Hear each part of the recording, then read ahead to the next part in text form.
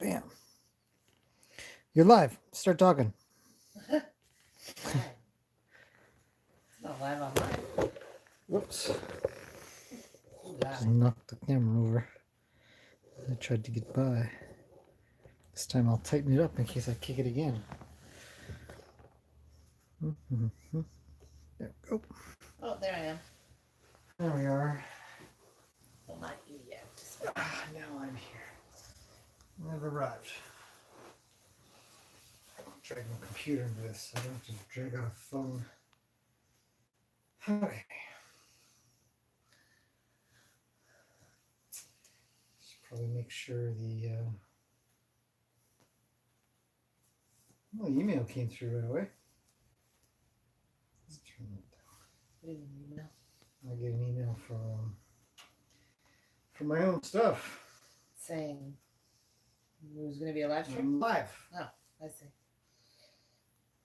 Why is it off center? It doesn't look off center on the phone. It's off center, man. Do you need a scooch? No. Just shuffle this over a bit. Like that. Looking kind of rough again. You are not. Yep. No. Just perfect. See? Yeah, rough. Absolutely not. See, this is easier to see.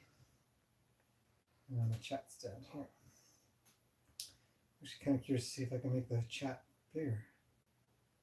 Pop out chat. Oh. Well, that is easier. All right. What do we got going on? See, I've got a different account here. Oh, Maria's here. Danielle's here. Hello, everybody.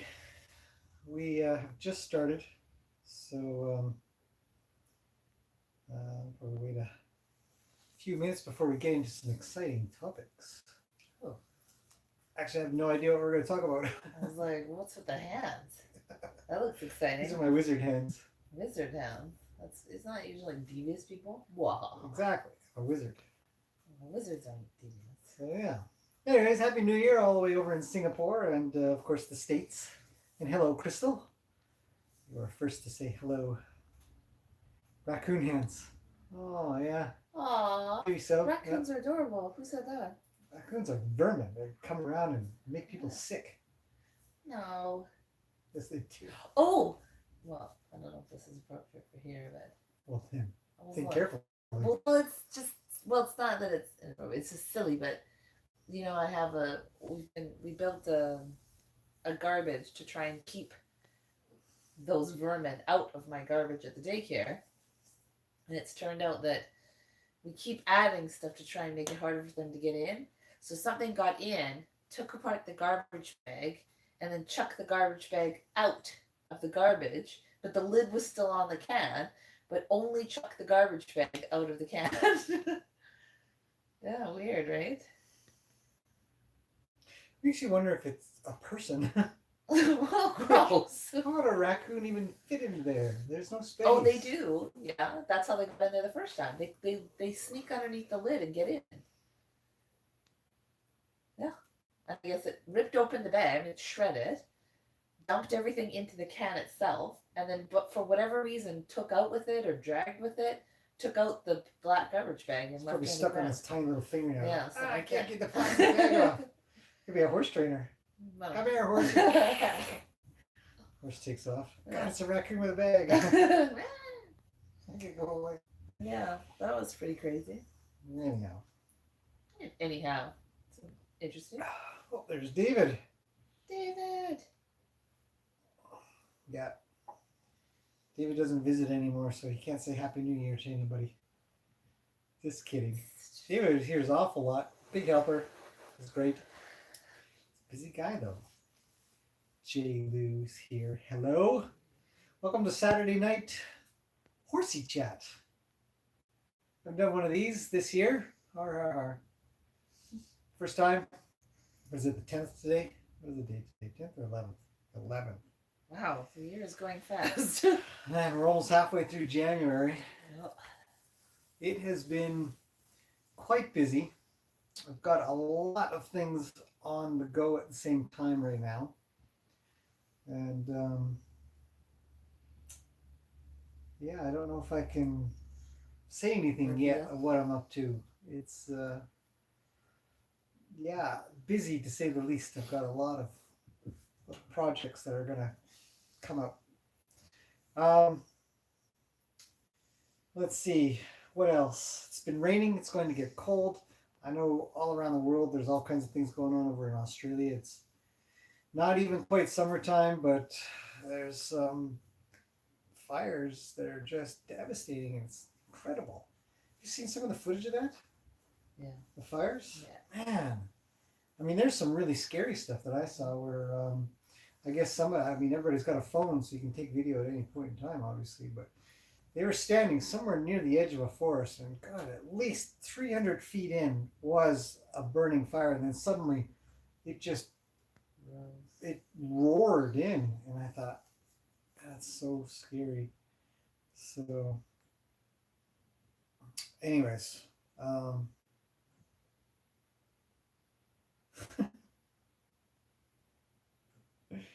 Olives is here. Hello, Olives. David's chatty a lot. Keep this G rated. Oh, Olives.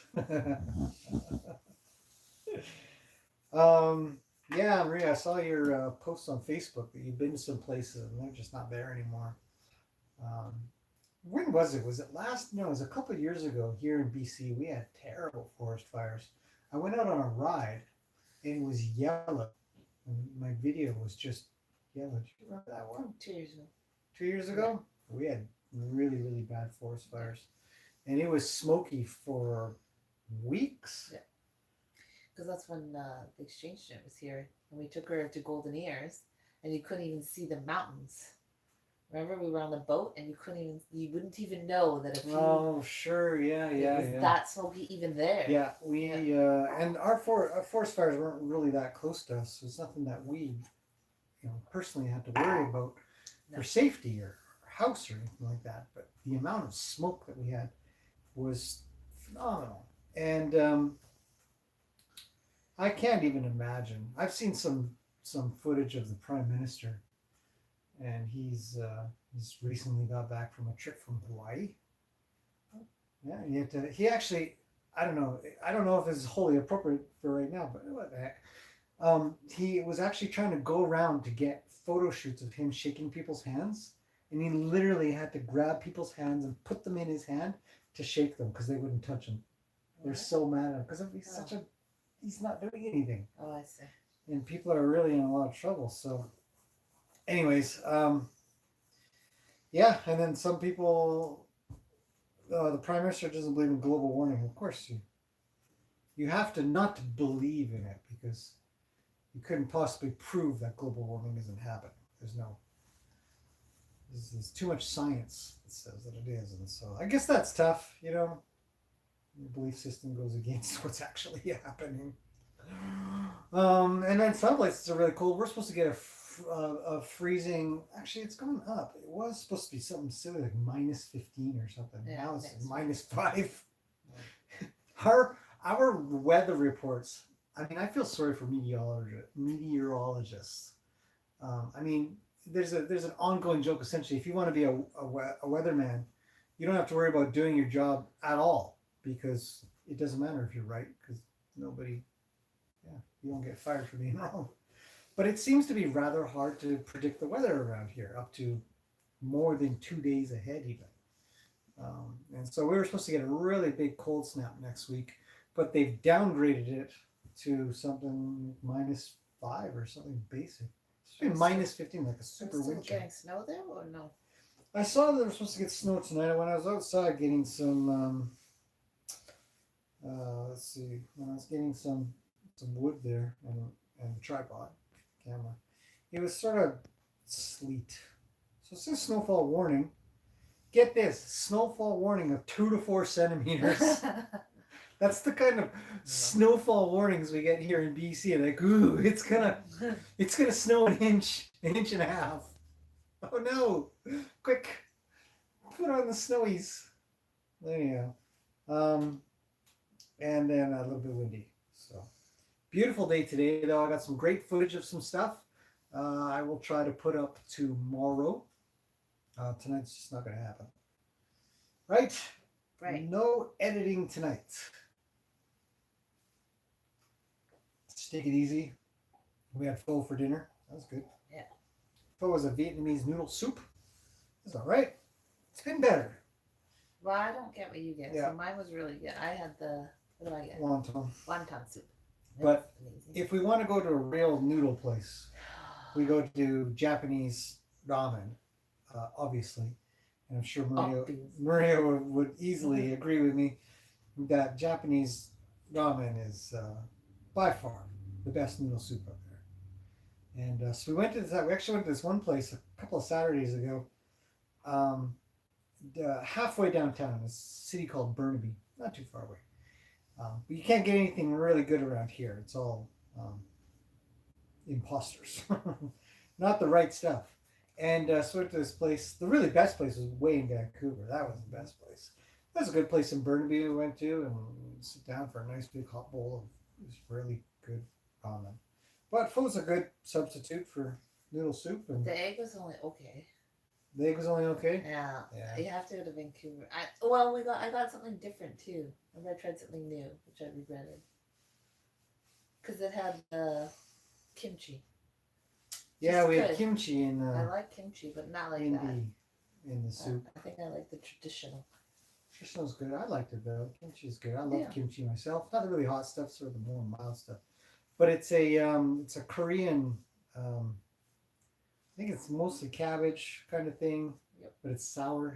Not sour. It's hot, and just the right kind of spicy hot. Not a bad spicy.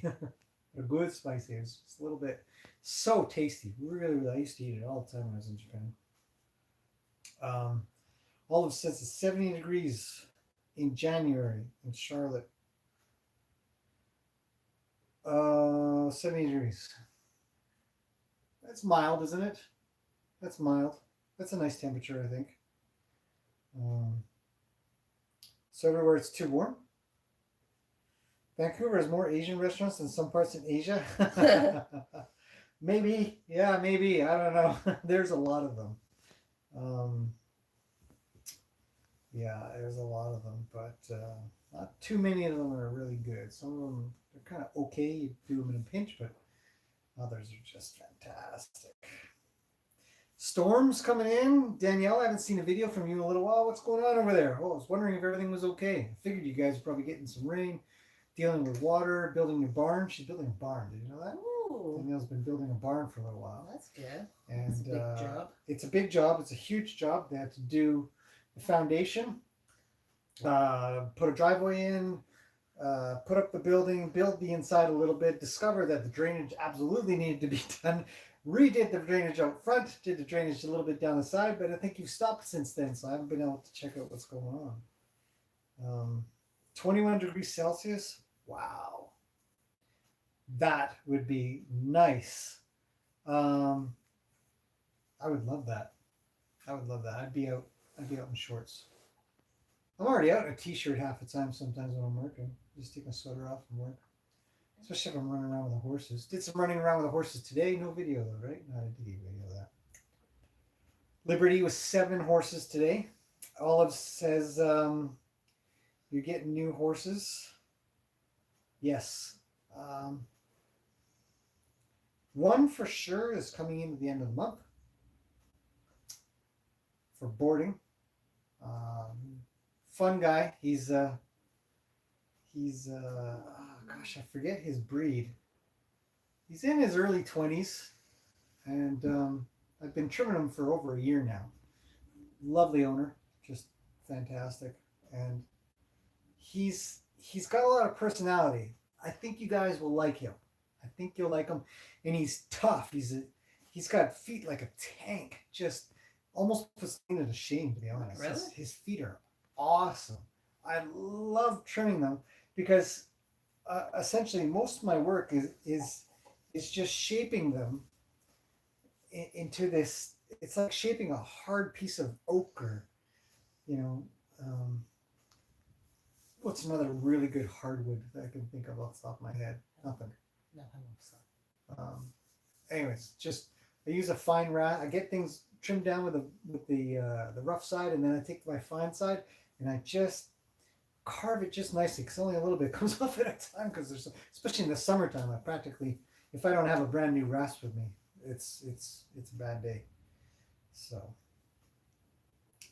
anyways, yeah. So he's coming, and I'm not sure if one more's coming. I haven't received. Let's see. No, I haven't received a response yet on exactly when another's coming, but this next one will be a bit of a surprise to everybody. I think it'll be a lovely surprise. I think we'll have something really cool. I think there'll be a lot of happy comments. It's a really good thing. I'm looking forward to it. I'm really looking forward to it. I can't wait. So. Brenda asks, how's Luke doing on his refresher training? He's doing pretty good.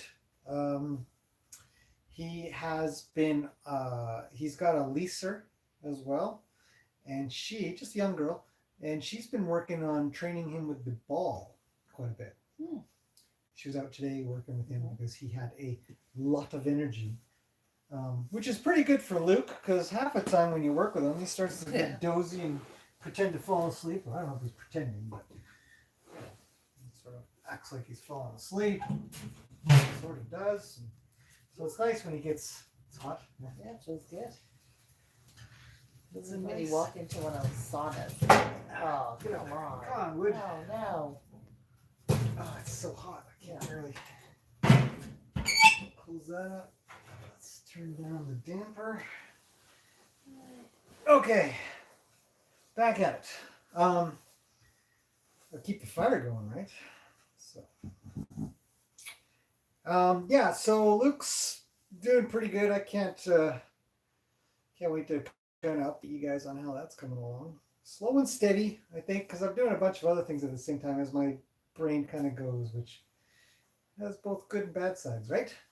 Yeah. Get distracted. I'm like, oh, I really want to do this. So some of my other stuff is really coming along. Yes. I made 3 of these so far. Thank you, David, for pointing that out. I have 3. I want to make one more. I've got another cup ready, a red one. And I don't have a piece of wood for it, though. I haven't found a piece of wood that's suitable. Because it requires a pretty thick piece of wood. Pretty big. Something that when you chop them up, they don't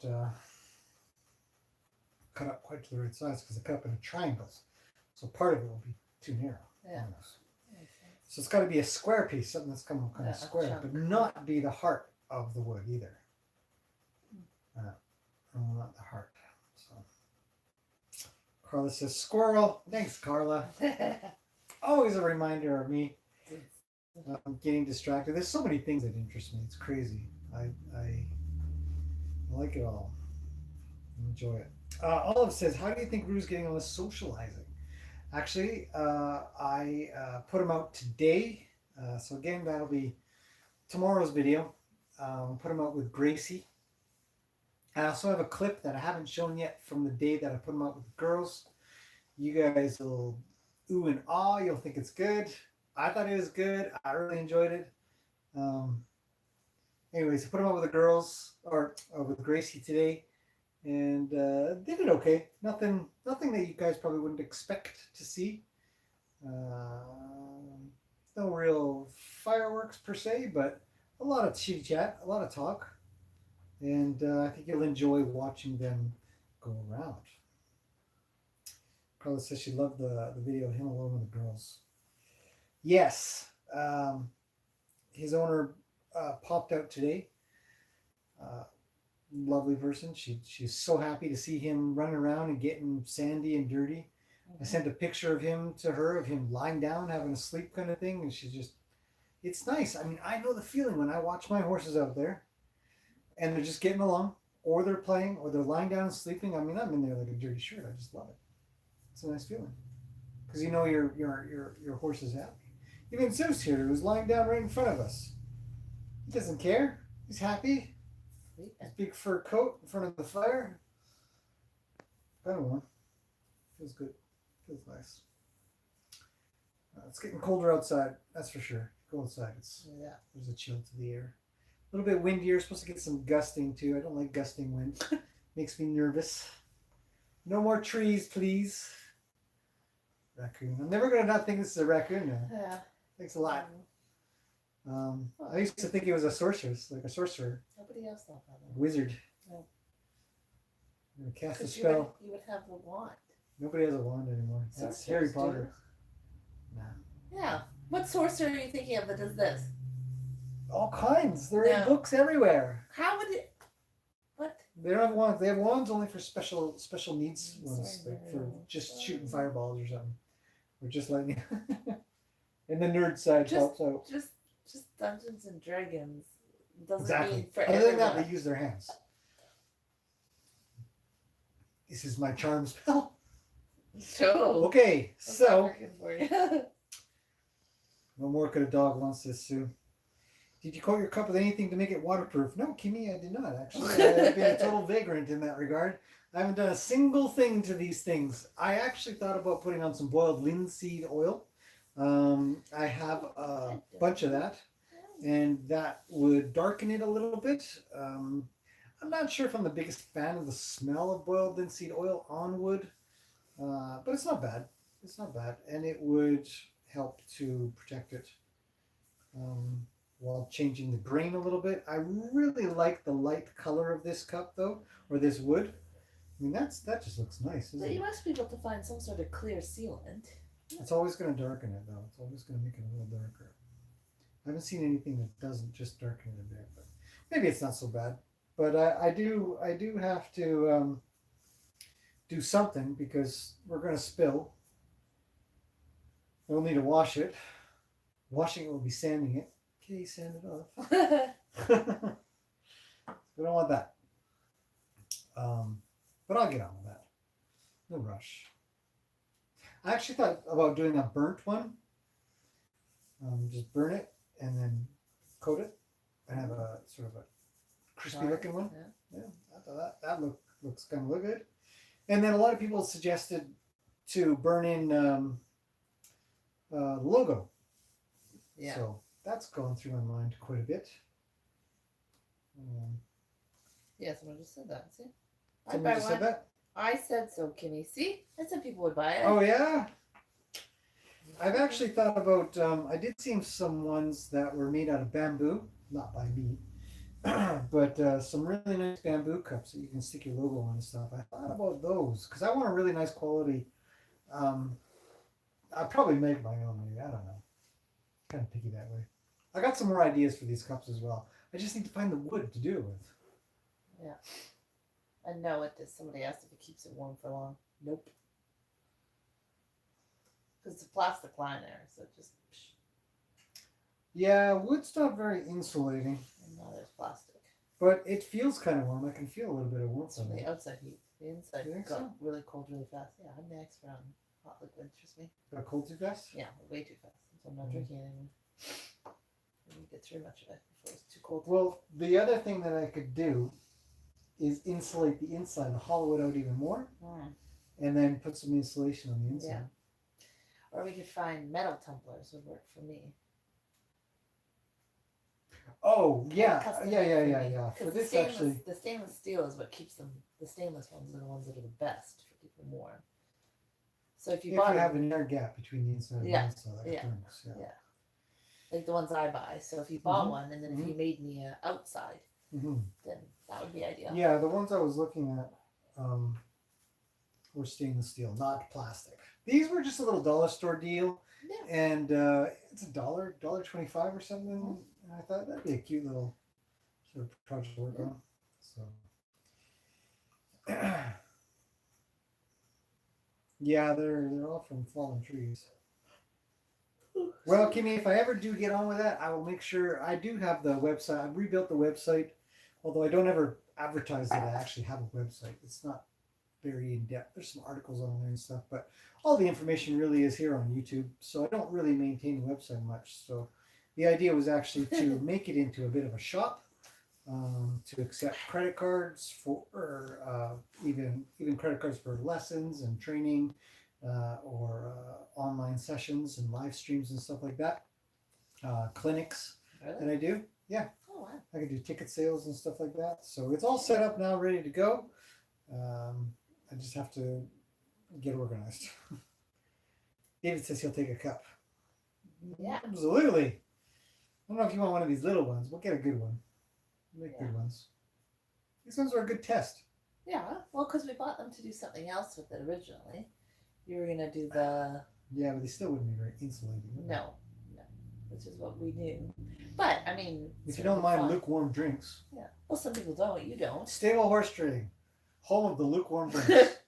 Some people actually try and get their coffees to cool down so that they're more tepid before they drink it. Like some people actually That's why they're for kids. they don't enjoy the hot. Give them to your kids. They're perfect. Yeah, hot chocolate, Hot chocolate. but basically cold chocolate.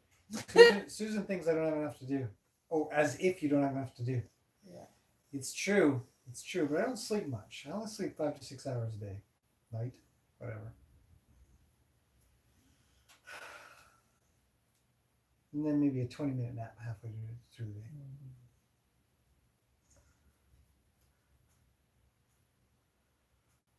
Oh, Barbara's here. She says, wow, that's my very first time watching a live stream. This is awesome. From anyone. Hello, Barbara. Welcome to the live stream then. Who else is here that I have not said? I said hello to Carla, I'm sure of it. Sue's here as well. Sue's here. Absolutely. Let's see. I got everybody. So we've got some of our usuals here, especially David. David has been, for everybody who's watching, it says Base Brat 64. David has been an absolutely huge helper around here. He's helped clean up, he's helped build, he's helped organize, he's helped take care of the horses. He's fantastic, actually, with getting them in and out of the arena, which means he can halter them all, he can lead them all, he can drive them all. Been working with Lena. Gotta brag about you, buddy. You've been doing great. He really has. For somebody who is pretty much quite new to horses, he's picked up stuff like that, and it's just nice to watch. He actually, last time, I'm going to say this, and he can't stop me because he's not here, but I was busy probably feeding or doing something or cleaning up or fixing something or whatever I was doing. I said, David, you want to bring in all the horses? And he says, oh yeah, sure. So he went out and 5 of them were good, but 2 of them he struggled with, and he sent them off, not on purpose, but just because they were a little bit worried. But he was able to just get in there and bring them back to him and draw them back, halter them, bring them in. It was really good to watch. Just watched way off to the side as, you know, don't step in, don't bug him, you know, see how he does. And yeah, it was tip top. Who were the two? The 2 were Macaroni and Gracie. Mm. Yeah. Yeah. The 2 basket case orange horses that I've got. Yeah. Knock it off, you guys. So. Video of David working with the horses, please, says Carla. Welcome. Well, we'll have to talk to David about that. trying to get David. Jen keeps working on it, but he says no. You He's come near shy. me with that camera and I'll kick you. He's rough. David's rough. You got to be careful, right? You're so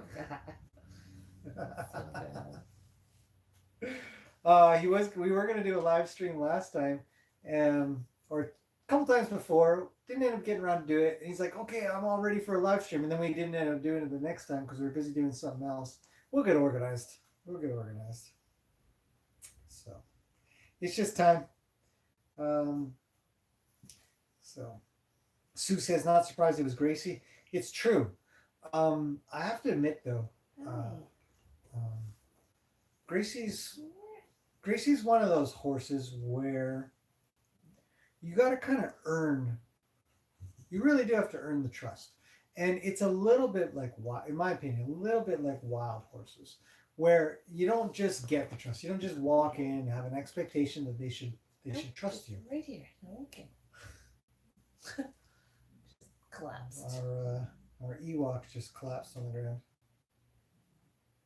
He's snoring though. That was fast. So I really enjoy that about Gracie. In fact, there's going to be a whole series of stuff coming out about her pretty soon here, because it's time to get on with that. So, So yeah, but he Maria got some video. Did you? That's good. But he did really well with it, and um, it's really nice to see both for him and Gracie, who has to connect with more than just me. Even when Jen goes out to work the horses, and she'll do some Liberty stuff, and go out and pet them, or brush them, or go capture them and put them away. Today we had to put them all away. All 7 horses were out, so we had to put them away. And who took Gracie? You took Gracie. Yeah. I only did one, I think. Yeah. Peggy. Yeah, you were lazy. I don't know what happened. No, you had the gator. Yeah, I was feeding. Yeah. Um, So. and so we had to put the horses away. So I put in Peggy, and you put in everybody else. And I don't think you had any trouble with Gracie. Gracie was great. She actually came up to me. Gracie's got to a point now where when I approach her with the halter, I mean, I got to get this on video, I think, but she puts her nose in. Yeah. She didn't put her nose in, but she walked towards me. Did she left Ruli and came to me. What happened when you put the halter up? Did she just wait for you to put it on? Yeah, like she just put her head down a little bit, but she didn't quite do the. She's not Roni. But I'm also, like. She's not Roni or Lena. Yeah, exactly. Those two are crazy. Yeah. Those two, you could just kind of hold the halter out of them. They'll probably whip up the little thing and find out a way to get it to tie up. You know, they're so good with that. It's nuts. But Roni is touchy. He's always been touchy. I haven't been able to break him of his touchiness, but I'm kind of okay with that. I'm kind of okay with him being sensitive. Not afraid, but sensitive. You know, if you approach too fast, you're too hard. He's going to say, "Hey, wait a second, that's not cool with me." Yeah. And he'll leave. And so you got to try again. You got to earn that. But a lot of times he just comes up and. But he was mine, so he literally came almost to the edge of the arena to meet me. As soon as he saw I had a halter, he was the first one. He likes you. He comes straight over to me. He likes you. Yeah. He's like, "Take me in so you can feed me." Feed me. He was first. Yeah, that's why, because he came to me first. I find that's why he's so good at Liberty. Is he's always watching the human. Even when there's a crowd, he's very quick to pick out you, like checking in to see what's happening. The Liberty work that he does is really rewarding. I find he is always checking in really well. He's one of the sources I don't actually have to pay that much attention to when I'm doing Liberty work. I have to sort of pester Luke or Rue to get him to kind of get in line. Gracie, Lena, Roni are almost what you'd refer to as push button. You point left, say go, and they go. You cut them off, send them the other way, they just go around. Peggy's a little bit still working on her. Rue's new, but Rue did actually really well when he's leading. We did some work today. He kept wanting to lead, no problem. Just kept sort of bringing him back into the herd. A lot of people have commented on the Liberty exercise, and some were very, very positive about the idea that doing the Liberty work is actually really good for herd behavior, which it is. It's fantastic. He has to be with them. I don't let him. I mean, I don't put him in a dangerous position. I won't trap him, but I want him back with everybody, and I want everybody to see that he's back with them. He doesn't get to just take off and be on his own. And so I think the only horse that really gave him trouble was Ruli, and Gracie was just trying to kick everybody. She was weird. Yeah. She was trying. She was double barreling everybody, even Lena. And Matt kicked Luke. Oh yeah. Luke probably deserves it. Yeah. Well, it's hard when they're so close too. He was doing something, and he just went a donk, and Luke was, ugh! So he actually turned around to sort of move out of the way, so he came towards the fence and sort of shook it off, and then followed everybody along. Interesting. I didn't really see that. I was probably paying attention to Rue because he was always out of sorts. So, Carla, she's tricking us with clear. No, Jen's really just drinking water. I know, I just said that. I was like, I had a ladies' night last night. And I don't know if that's the thing, is sometimes I sort of drink wine once. So you got hammered last night? No, I wasn't hammered, but I only tend to drink sloshy. Stop it. But, a little tipsy? Yeah. Anyway, I don't tend to drink it more than one in a row. It's very unusual for me. I sort of once a week have a little bit of wine, and tonight I'm just not feeling it. Although I also find I'm Sounds- super thirsty after the pho. Like that kind of salty soup. I'm just feeling like water. Because I didn't even drink, although that got cold, but what can I say? Kimmy says, I love watching Luke and Ronnie play, especially when Ronnie gets the tooth. You should have seen them today. I didn't have the camera out. I don't, what was I doing? I must have been busy. You were just standing there. But, busy. You were watching. I was watching that part, but I was in and out doing things. But him and Luke were playing. Actually, they were all in the arena. It was interesting because they usually don't play much, but they started. Luke and Ronnie started playing, and they both ran off tooting away, kicking. They were going different ways, kicking at each other, both going different directions. Yeah, it was hilarious. They're so funny. They're really funny. It's a joy to watch them. Yeah, it was good because Luke had been playing with Rue, and then left Rue to try and go get Ronnie to play. Yes, yeah. They, in fact, Ronnie cut him off at one point and says, "Come play with me." Sent Luke out, and then off they went. They actually did some good playing today. It was good socializing. Mm-hmm. It was a really good day. So hopefully I can get some of that pretty soon. It's supposed to rain tomorrow, so it's kind of hard to get video in the rain. We'll see what happens. But over this week, I should be able to get some good stuff. Yeah, that one would have been cute. It was funny. Stereo surround sound tooting. Exactly. Dee says, thank you for your videos. They're great. Thank you, Dee. I really appreciate that. I do try to put out some stuff that's kind of interesting, maybe entertaining, maybe informative or educational if we're lucky. Whatever I can kind of pass on that I'm thinking about or experienced at the time really kind of comes out usually in my videos. Yes, can I help you? Zeus, come here. Zeus, come. Zeus, come. Zeus, come. Good boy. That was a good doggy. He's been great. He's been very playful over the last couple of days, hasn't he? He's been just bouncing. Silly. Yep. Just bouncing around. Hi, buddy. You getting warm? You look like you're gonna start panting. Doesn't he look warm? His ears. Oh, Olives is going to bed. Good night, Olives. Good night. Almost midnight. I guess it's 9 o'clock if you're on the East Coast. It's midnight. So,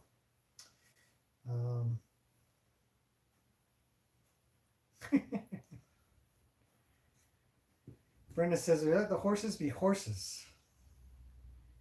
Yeah, I try to do quite a bit. And I also try to kind of get in there and just keep reasserting sort of a few things, but what was I talking about? I was talking about something today about leadership. Oh yeah, somebody had commented, maybe on Patreon actually. Somebody had commented on how they had thought that Peggy was higher up the ladder than what she is. And the comment came from the idea that she had cut off Luke and pretty much told him to start scratching her. And I thought it's true. I remember seeing that. I remember seeing that in the video, and I remember thinking that's really interesting because Luke actually did stop and he did take the time to do something for Peggy. Now I don't know what's in Luke to do that.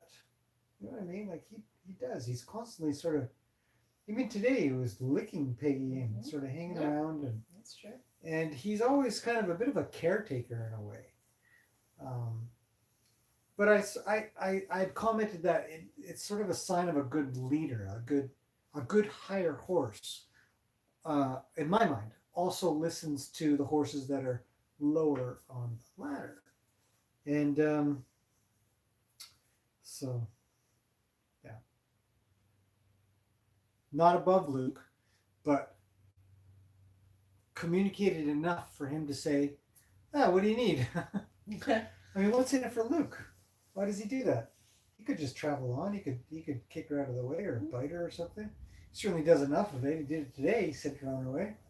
But I think that's the interesting thing when you watch the herd is that they seem to be fluid or almost like friends or co-workers or something. I don't know how you describe it in a way that makes sense, but that, yes, there's a hierarchy, when need be, but for a lot of time they just sort of hang out, or maybe siblings, where there's someone that's been left in charge. But overall, because Peggy is infamous for literally just sort of cutting in front of people and making them move their faces because she says, I'm just walking here. And they all just kind of accept that she does that. It's rare that it causes an issue. It's kind of sort of a Rudy thing, but, and I don't think she's doing it to be rude. She just kind of does it. But yet, I think they're all just happy enough. Literally, it sounds really cheesy, but I think they're all confident and happy enough in their relationships. They don't always have to fight for dominance or whatever it is because they all know it, but they all still just like to play or hang out or scratch each other and keep their company, learn.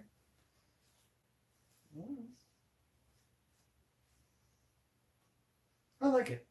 Yeah, I think it's fabulous. Yeah, I take Luke's example to heart for how obviously whenever I go out with a camera and you guys see me and Lena comes up to me and she's got some requests. She had a lot of requests today, even though she was gross. Oh man, just sandy and wet, and it's like, no, Lena, I'm definitely not scratching it. It's a mess. It's a mess. Anyways, Kimmy says, what's the temperature? David says 3 degrees. Whee! Is it? I think it's a little chillier here. I think we actually are probably down to 0 here because I did feel some sleet or. Well, he's off the water, so it's milder usually. Feel a little warmer where David is. He's near the water. It's true, but pretty cold. Somewhere around 0.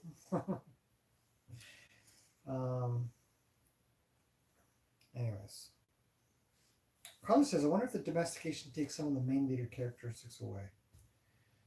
So they share more in the nature of the caretaking of others. I think that we need more documentation on what wild herds are doing. Almost as if you'd have to have somebody go out there with a really long lens and somehow be able to follow the herd around. Like we do a safari.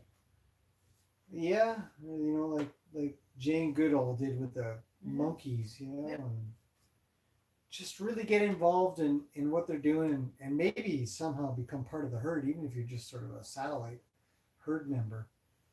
Really watch and see what's going on and document. You'd have to do it over a period of months, really. I don't think it would be something you could figure out too quickly. No, I don't think so either. Because it's taken a while to figure out here. So I don't know. It's an interesting thought. Do wild horses not take care of the weaker, or do the leaders not take care of the weaker ones? Do the weaker ones just become fodder? When you're in a domesticated situation, you're sort of fenced in, nowhere to go. This is your only home. This is all you know. It's a very small space, very small world to live in. Do you start to give a care about everybody? Does that matter? Luke kind of caretakes everybody, but Roni doesn't. No. Right? Roni doesn't. He doesn't show on anybody. Nobody. Once in a while he does. He's really calmed Ruli down. Actually, it really doesn't pace anymore. But he just does something different. He's just more of a. But he nibbles neck to neck sometimes. But I mean, just more. He has this calming ability of just. He likes to be near people, and people like to be near him. Like Lena just stands by him. They don't. Roni's got a great aura. Yeah. If there's such a thing as an aura or a feel or an energy about an animal, he definitely has a good feel. You hang out with him, and it's just. There's a bubble of peace around you. It is really cool. And that's what I mean. He seems to present that to others. Strong. Yeah. And so they just sort of go near him and everyone just... Which is why he's not as playful as Luke, for sure. He's just not as playful. Once in a while, gets pretty playful. He can, but it's not like... Comes out of that shell. Even Luke and Vinny, right? They were always playing when they were together. 3 hours. Yeah. Luke of macaroni, not so much. So... Sue says Luke is like that kid that wants everyone to be happy. You think so? Maybe. He does like to play a lot. Maybe he likes to be happy. Definitely, I agree with that in many cases. In that when a horse comes along and presents a problem, he says, "Well, maybe I can fix that for you," and starts chewing or massaging or something. It's quite good for that, especially with Lena and Peggy. You know, it's true. And I mean, we've always said he's your ambassador because he's very welcoming. He's not a fighter. No, Not a fighter. no. He Did some more approaches playing you. with Rue, which his owner was present for, and she had no problem with. She thought it was quite interesting. She's seen a lot of Rue's own activities when he's playing with other horses. So there was a side of her, I think, that said something along the lines of, well, sometimes you got to be the other side, you know, as if he's kind of a pesky horse. But she felt good. She was really happy. Um, Kimmy says Canada's supposed to get some wicked weather this weekend. Probably. But here on the West Coast, we are protected by the mountains. The mountain. The ocean air kind of comes up and bumps up against our little bit of Rocky Mountains that we've got going on. And the stuff that comes from the plains from the east this way, west is that way. It doesn't make it over the mountains to really affect us too much, but we will get a little colder, supposedly. So, not much.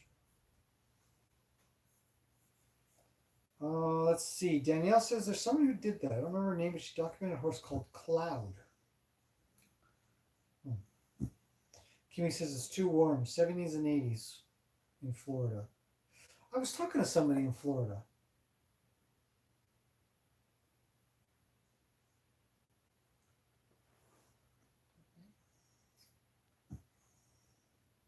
I don't remember who. Maybe it was Kimmy. I remember some comments from Florida saying it's too warm. You want some cold weather? Come on up. Come north. Stay out of the south. And it'll get colder. Cloud was an episode of the Nature series on PBS. Oh, somebody named Bottom Shaw is here. Hello, welcome to the channel. Welcome to the live stream. I've never heard of it. Cloud. I happen to have a computer. Let's check that out. Cloud. PBS series. Cloud. It's coming up with Bob Ross. Horse PBS series. Okay, Cloud, the wild stallion of the Rockies. Cloud's legacy. The wild stallion returns. There's a feature about that. There's a book. 21 bucks it seems. A lady named Ginger Kath. Doesn't say the rest of that.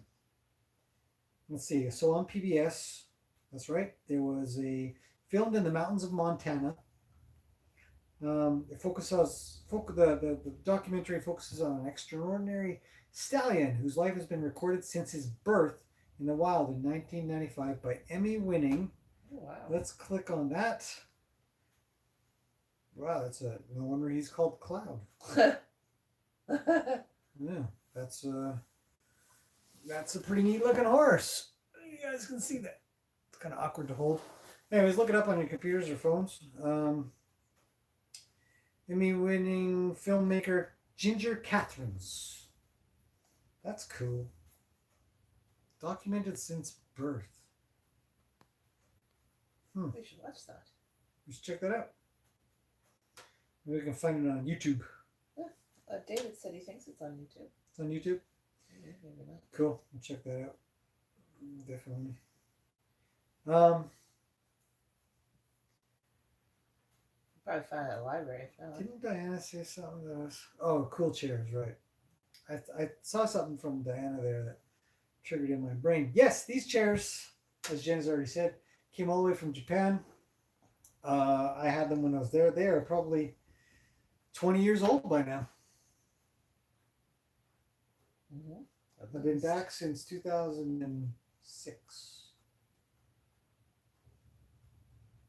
14 years. I had them before that.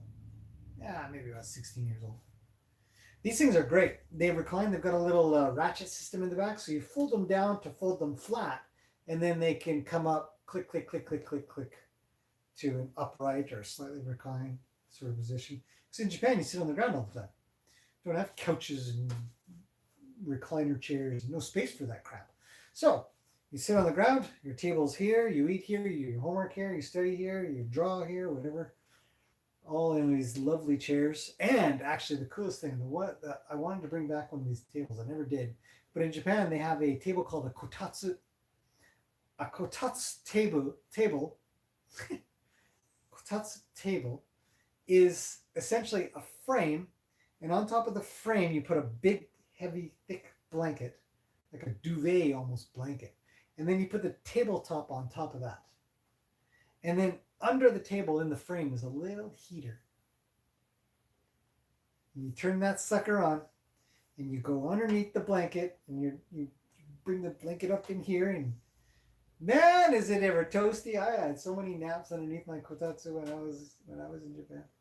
And also, it's for napping. No, it's not for napping. They actually expressly say don't nap in here, but I don't think I understand what it looks like. well, it's just a low table. Yeah. And there's a heater inside, and you've got this big blanket that goes all the way down to the ground, so it traps the heat inside. Oh, so when being warm. So your legs stay warm when you're. It's so toasty. That's the idea. And then you'll watch TV and stuff like that, and you'll just bring this blanket up, and you'll just snuggle up like this and watch TV, and it's so toasty. So toasty. Love them. I had one. I did bring one back from Japan, but it broke. I was like, well, oh well.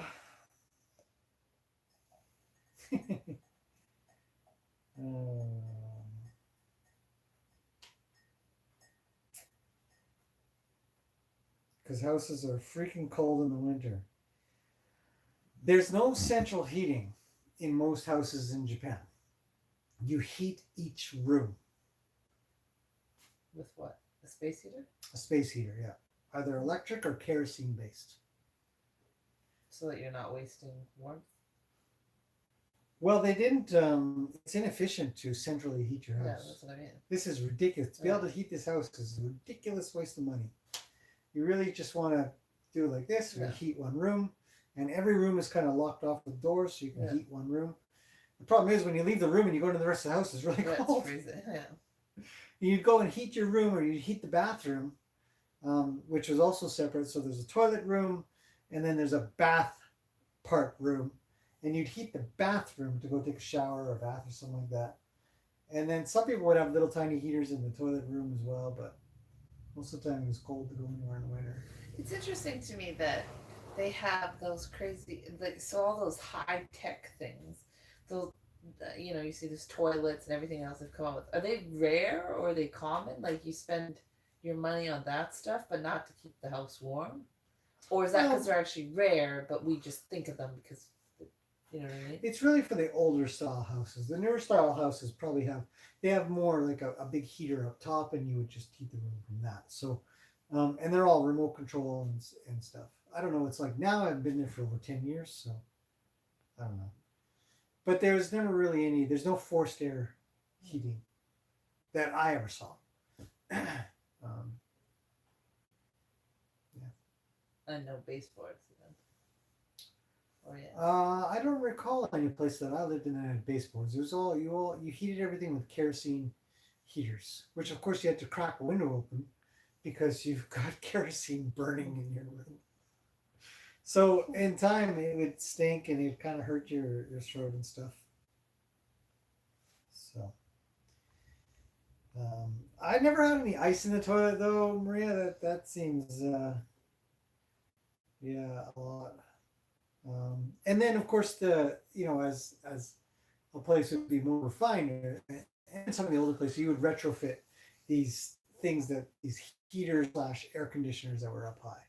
Those were pretty common. It was the kerosene heaters actually are an older style for sure. When I first went there was lots, but they slowly got phased out. But there's still plenty of people buying kerosene to heat their place, and you'd buy it in jugs, fuel jugs. You'd have to go down to the garage and you take the canister out of the heater, go down to the garage, fill it up, take it back, plop it in the kerosene, and if you're lucky, you got it done in enough time that there's a little tiny reservoir gas tank or gas little tank inside of the heater itself. So when it would beep at you when it was running out, you're like, oh no, and you'd open up the top, take out the tank downstairs or wherever you had to go to fill it up, and you'd fill it up and you'd bring it back, and hopefully you got it back before the heater actually ran out of fuel. Yeah. Ooh, that's an old memory.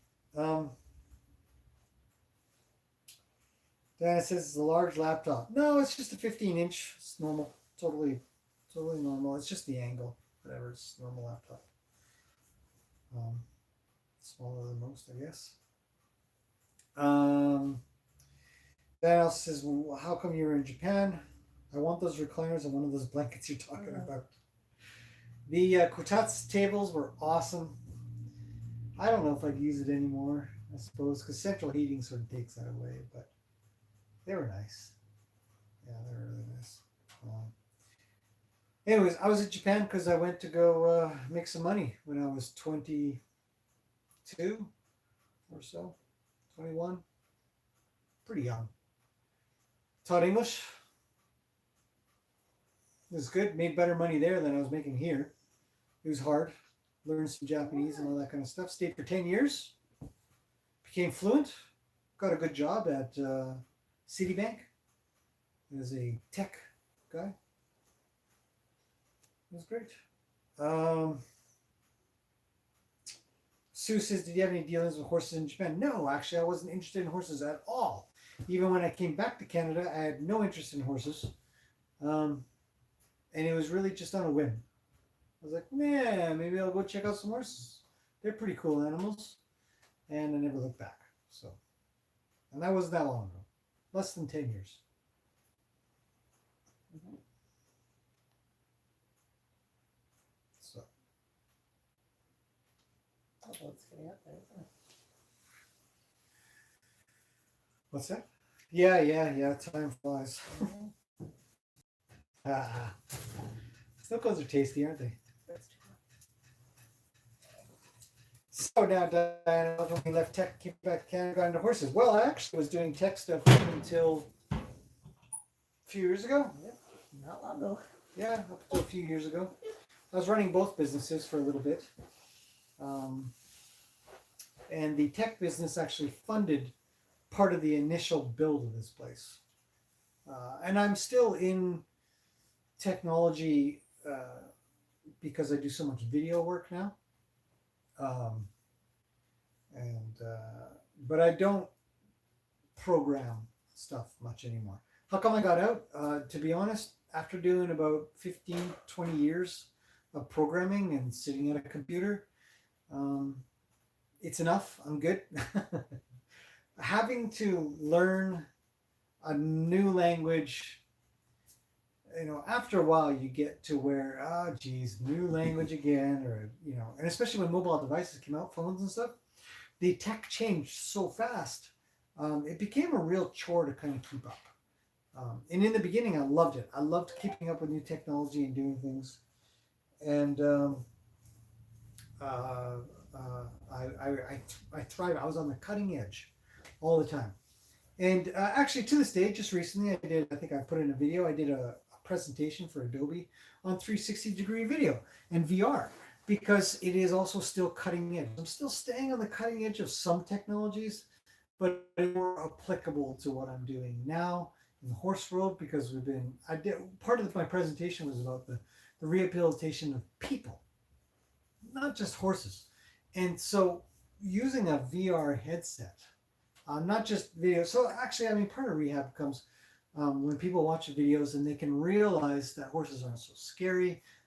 Even watching them on a video, some people have commented or sent me messages saying, "Oh, I was really worried when a horse came running up, or you were so close, and I've had some experiences in the past where it's kind of scared me, but your videos have reassured me." So even just a normal video alone can be quite rehabilitating for that feeling. But VR, virtual reality goggles, can put you directly into an environment that can be maybe even more anxiety causing, but knowing that you're in VR. So in VR, actually, if you guys ever do any research or look around, there's some games or programs that are specifically to try to scare you. Or there's one called Face Your Fears, and essentially there's spiders, there's the illusion of being in a really high place. And this one guy did this video, and he introduced this to some brand new people to VR. He says, try this Face Your Fears thing. And they go out and they have to go out on this plank. And he says, go ahead and take a step off. and they take a step off. And in real life, even though they're standing on normal ground, they really thought they were falling and they tried to catch themselves. And so VR can be very immersive. And in the horse world, so I did a presentation talking about how I wanted to use VR to rehabilitate people who were scared. And rehabilitate sounds not maybe not quite accurate, but to acclimate people to how it can be around horses, how it can be to be around horses. So the presentation went really, really well. So I'm still staying within the tech world, but I've moved a little bit further away from programming because it's uh, I don't know, it's become tedious. So for whatever that's worth. Anyways, Zeus, let's go, man. So yeah, so I didn't leave tech. I've never left tech. I've just left a section of tech that I just not interested in um, doing much more with. I suppose if I had the mind for it anymore, but I've learned so many languages, become so involved with technologies that have come and gone, and then new ones come in, and then those have gone. You kind of think, well, what do you invest in? Which actually comes to horses, where you really invest in not necessarily just the horses, but the concepts of working with horses. So the same kind of problem solving and the same kind of learning and teaching is totally applicable to horses. So it was a real nice natural progression. So, Do you want to refill? sure, yeah, thanks. Getting a sore throat from all this chitty chat. On this. Okay. My phone won't stop beeping, Jenners. Who is it? Is it who we're waiting on? Ah, it's my vet. Oh. Yeah. Good. I've got a question for him. Or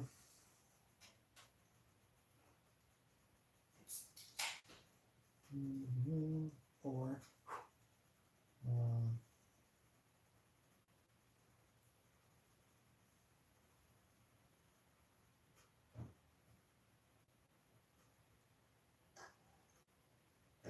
sorry, just a moment.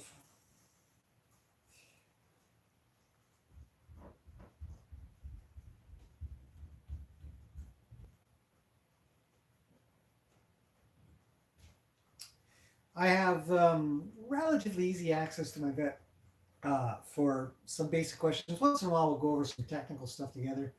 Um, very, very good vet. Very just fantastic, interesting guy. Um, yeah.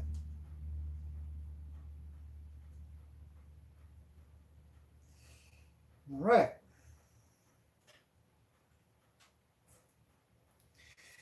Okay. Let's see. Let's see. Let's see. Um, Barbara says you've come a long way in 10 years with horses. Thank you, Barbara. I've actually considered the idea that because I haven't been in horses for very long, that when I come in with a really fresh mind, I'm always looking for the newest information out there instead of falling back to what I knew when I was a kid or what I knew when I hated horses when I was a kid. I went to this camp. I've told this story before. You guys have probably, some of you have already heard it.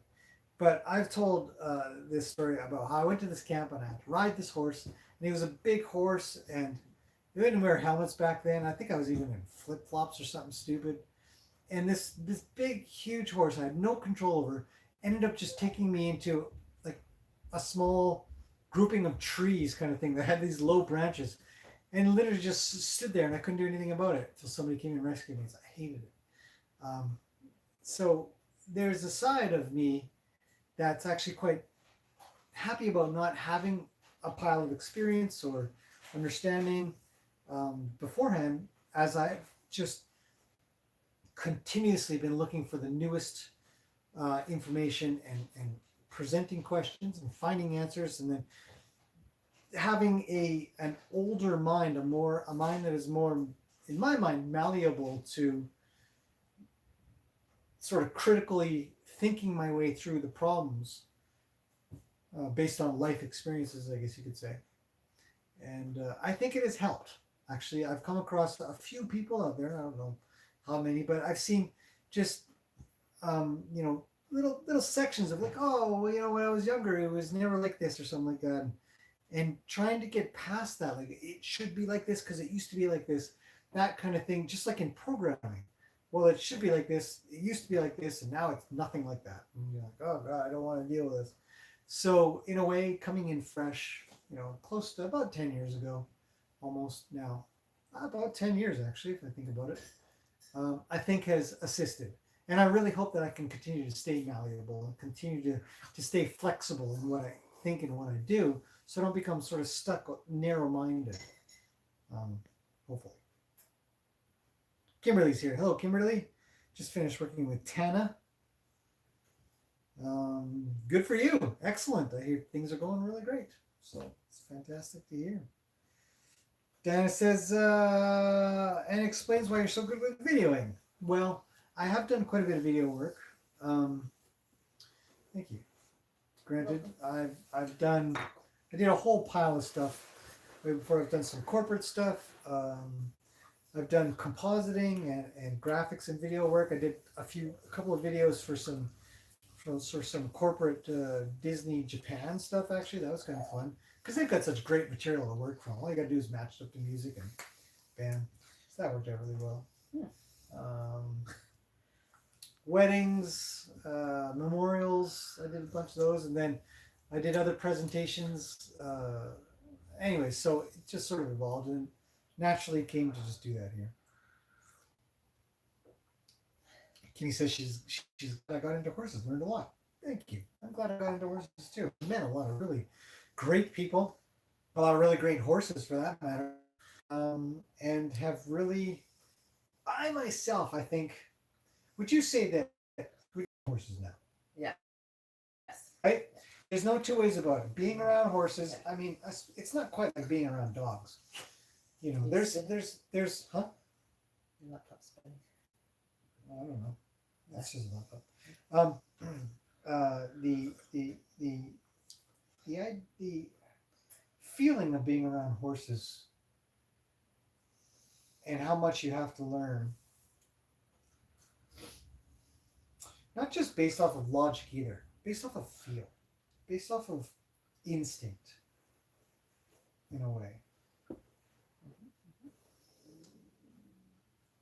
I learned to teach better. I learned to be more patient.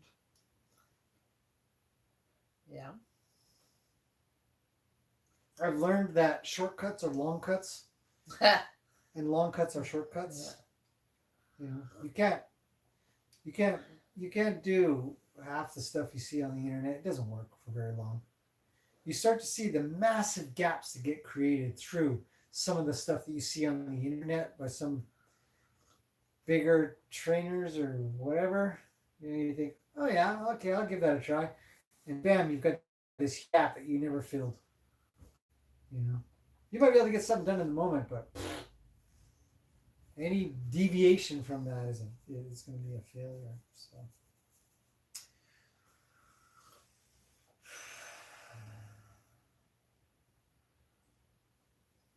let's see.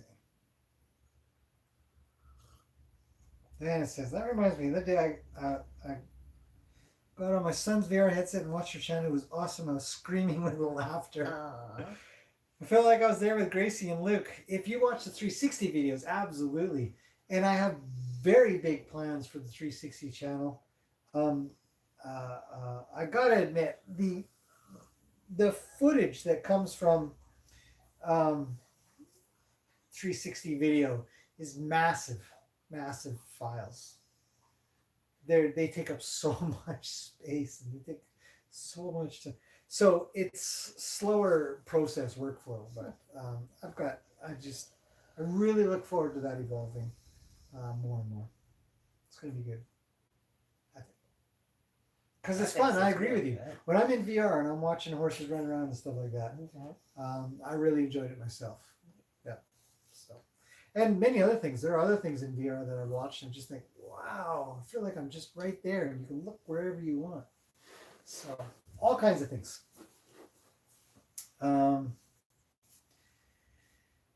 So that's great. Carla says, can you train cats? Mine is driving me crazy because I'm watching this instead of him. I can train cats. It just so I was going to say. Jen's going to agree with me 100%. She's seen my cats. They're already dead. They died. I brought them from Japan. I got them in Japan. They were just little kittens, and I literally carried them one in each hand home from where I got them from. They were so freaking cute Yeah. when they were little. One was a suit. Actually, they're both pretty fluffy, but one was way more fluffy than the other. One lived longer than the other, but they both came back with me from Japan, and I trained them to be respectful, I guess, be kind, not scratch things, not. I mean, they still climb up on stuff here and there, but they never wrecked furniture. Um, they were really good. Yeah. They'd come when you call them. You would snap. Yeah, I did. I just did this, and they'd come. She'd always come. Oh, man, yeah. And she'd jump in your lap and No, that's right. Yeah, you do this. And Yeah. that meant you can come up. yeah. She'd wait until I snapped my fingers down. Yeah. Yeah, that's right. Yeah. It's been a while. It's been dead for a while. So Not long enough for my memory to go. no, Yay! no. So I don't know, Carla. Just pay attention to your cat. They love it. Most of them do. Carla says Tana's beautiful. She is. It's a gorgeous horse. Really nice horse. Really soft. And just a nice Tana. Oh, yes. Good horse. Diana says it's amazing you learned so much about horses in such a relatively short time. Well, I don't know. I Jen says some nice things to me too, and there's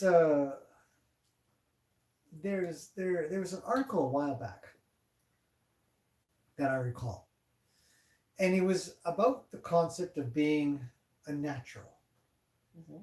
And they talked about Michelangelo, and Picasso, and Beethoven, and people that were really good at stuff at a young age or just picked stuff up really fast. They were a natural at stuff.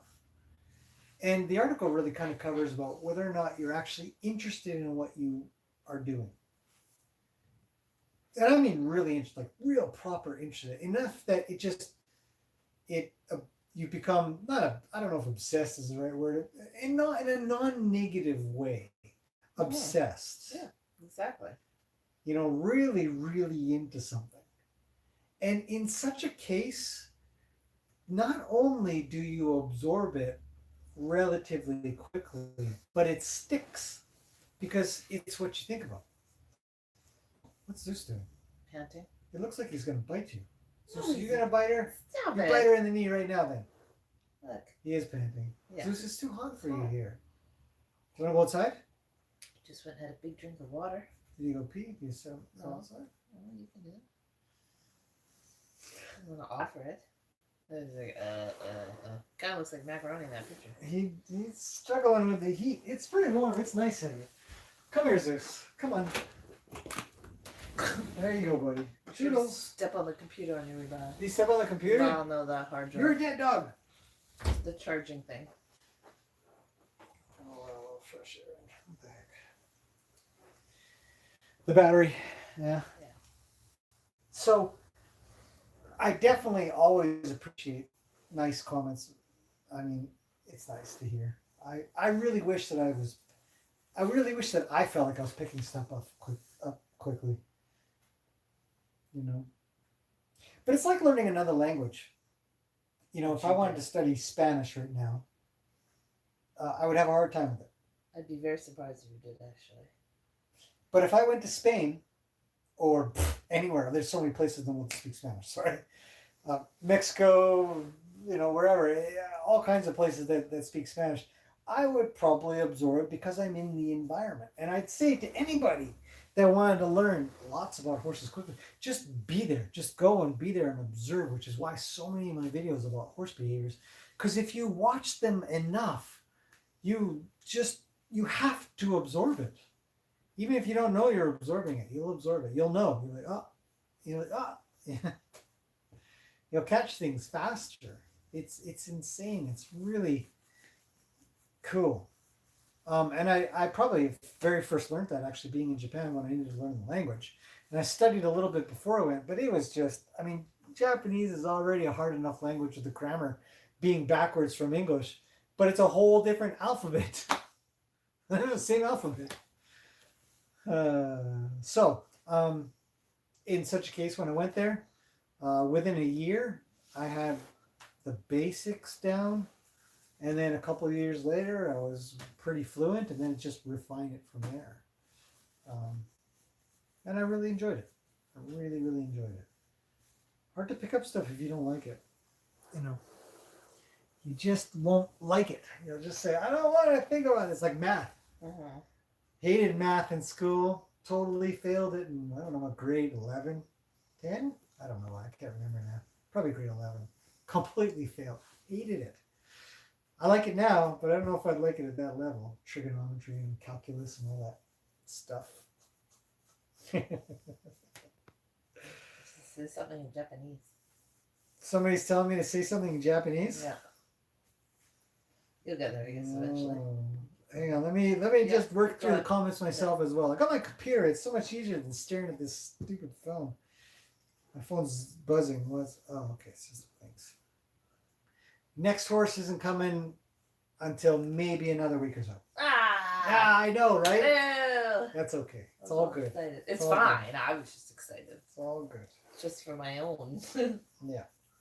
So yes, Diana, I appreciate the compliment. Obviously, I think I'm slow. I think I'm not picking up stuff nearly as fast as I'd like to. There's a lot of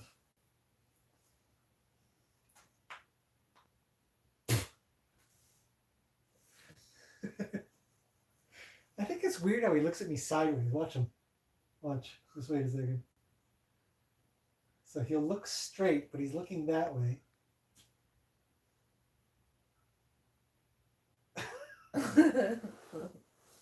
Hang on. You get a side eyeball. What are you doing?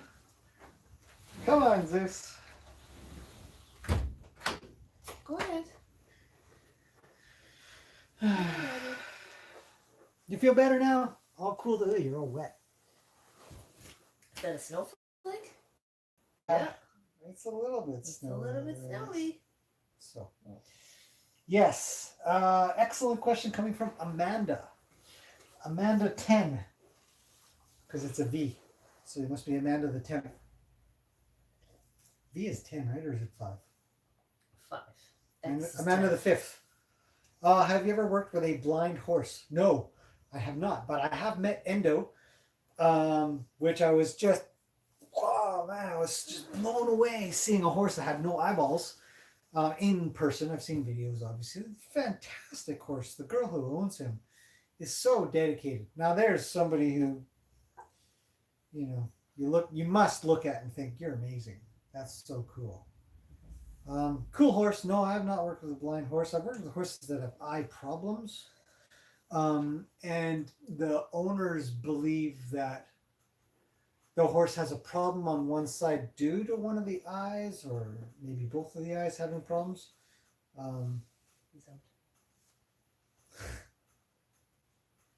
Lie down. It's like I am lying down. Lie down. Good boy.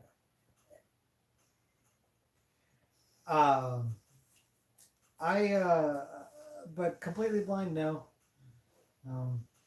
I'd like to. Mhm. Yeah, I'd like to. I think it'd be cool. So, horses seem much more interesting than tech, says Luna. Luna Luhu. Tech is fascinating. There's so much tech out there, so many things you could do. I've got so many ideas. I had a guy get a hold of me, and we were going to do something that was really really techy. I don't know. I guess I can say it. Yeah, it was a while ago. But we were going to work on an idea of being able to track horses to the limb. Each limb we would be able to track to be able to detect lameness. But we never got to the prototype stage. I got to get a hold of that guy because that's a great idea. So combining the two was always going to be my strength. I knew that. So I ended up making an app for Android. I don't think it's still out there because it was a while ago. But horse riding, tracking, farrier visits, vet visits, vaccinations. What else did I put in there? kinds of stuff, notes and stuff. It was a really good little app. So. Tana had her teeth floated. Vet said she had 2 extra teeth. I've never heard of that. I thought that was kind of interesting too. So, Flat Earth Alaska is here. Hello. Welcome.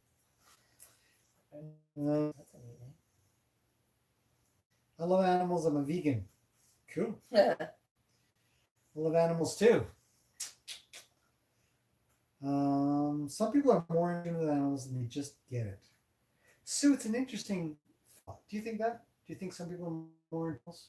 Yeah. If they're more in tune with animals, I say that to you all the time. are they more in tune with people? No, they're different things.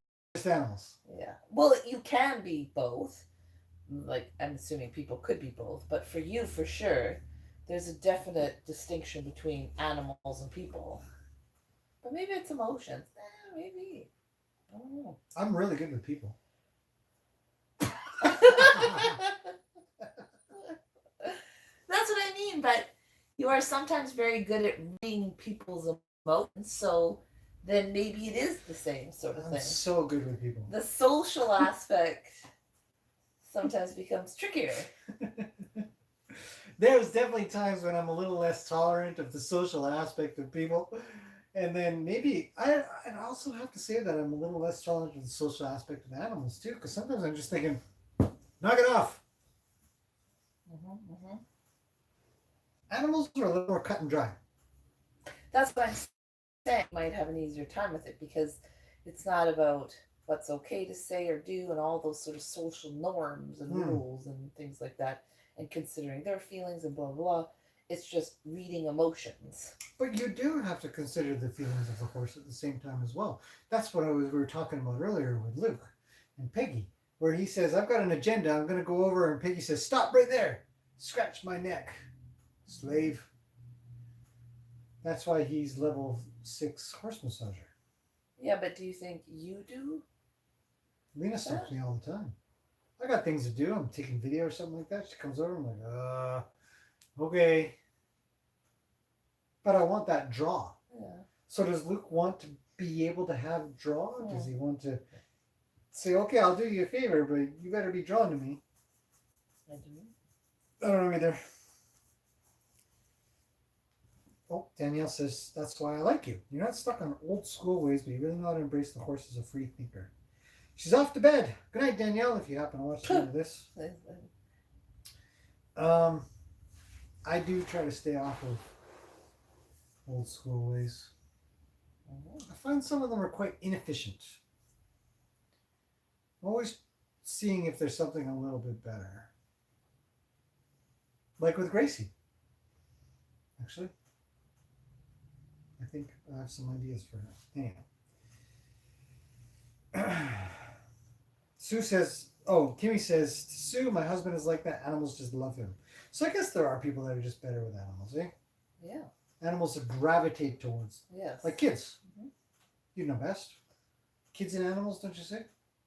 But that's the interesting thing. You say they go together? No. So some kids will gravitate, but animals will not gravitate. Well, see, this is the weird thing and I mean that only because of me. Because of you? Well, I guess I would say that's an interesting thing is that animals have always been drawn to me. I just haven't enjoyed animals. I never had a draw that I wanted with an animal. But it's true, I never understood why dogs and cats and all of them would always end up near me because I didn't actually want them. But I always wanted the draw with kids, which is how I ended up doing what I do, is that everybody says I have a special relationship with kids. But I guess then, yes, I just didn't want the relationship originally with animals until I got Zeus and then until I met you and then the horses.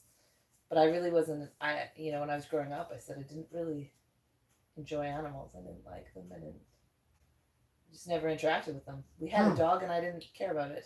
Yeah. So. Now you have to. Well, once you have a relationship with them, then you feel that draw, right? Yeah, so you take care of them better than I did. Obviously. Zeus.